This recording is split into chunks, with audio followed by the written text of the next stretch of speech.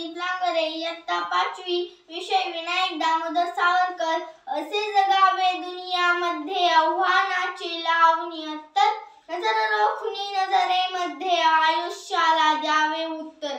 अगदी या उक्तीला साधे स्वातंत्र्यापेक्षा काही उणे नको. यत्राचा पुटी झपाटलेल्या धडाडीचे क्रांतिकारक म्हणजे विनायक दामोदर सावरकर.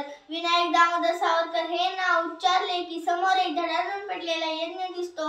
एकीकडे प्रचंड मान सन्मान, प्रतिष्ठा, प्रसिद्धी, नावलौकिकी यांच्या वाट्याला आला, तर दुसरीकडे कमालीचा मनस्ताप, अपमान, पराजय आणि सक्तीचा एकांतवासही त्यांनी अनुभवला.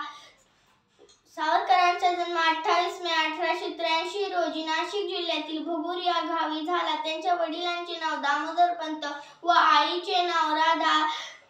सावरकर 9 वर्षाचे असतानाच त्यांच्या मातोश्रींचे निधन झाले. वयाच्या 13व्या वर्षी स्वदेशाचा फटका व स्वातंत्र्याचे स्तोत्र या रचना रचल्या.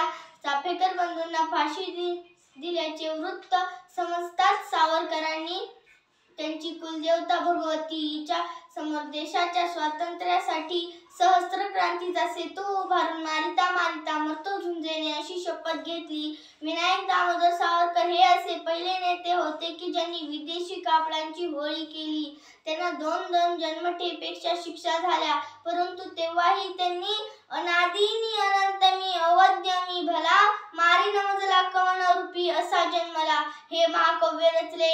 ह्या महाकाव्याचा वारसा आजही आपल्यापर्यंत पोहोचतो.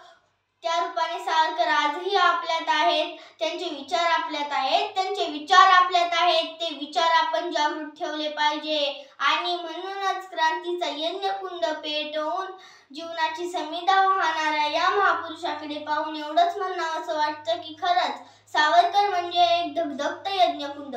जय हिंद, जय भारत.